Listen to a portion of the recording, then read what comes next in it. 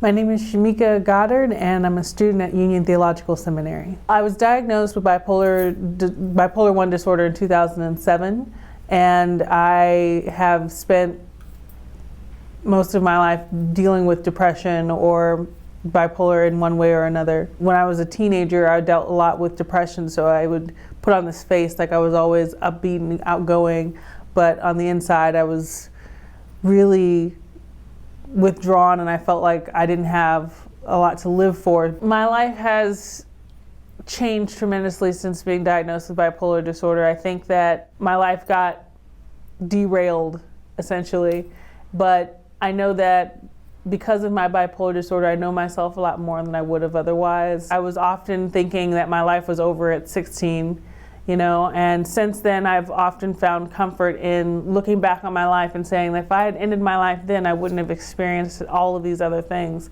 So having a longer gaze and appreciate more the life that I was living at the time I was living it. I do talk to people about being bipolar. I sort of come out as bipolar on social media before, and there are people who come up to me and they thank me, or they appreciate that I've done that because they know someone who's bipolar, or they themselves are bipolar, and they appreciate seeing someone out there talking about it and living life, which is encouraging. One thing that I found that's consistently helpful is talking with other people, being around other people, getting out of my room. I also have a safety contract that I established with each of my therapists that says, I promise that I will, and I make a list of things like watch a movie, call a friend, walk outside, etc., etc. I have a list of about 10 different things that I promise to do before I harm myself, and then I sign it, and then my therapist signs it, and we both have a copy of it. I've dealt with suicidal ideation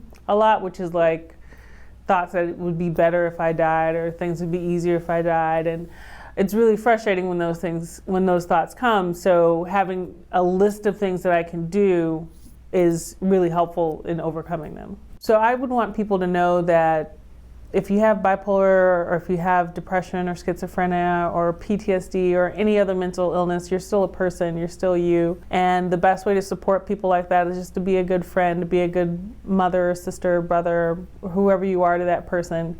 And just remember that you're okay.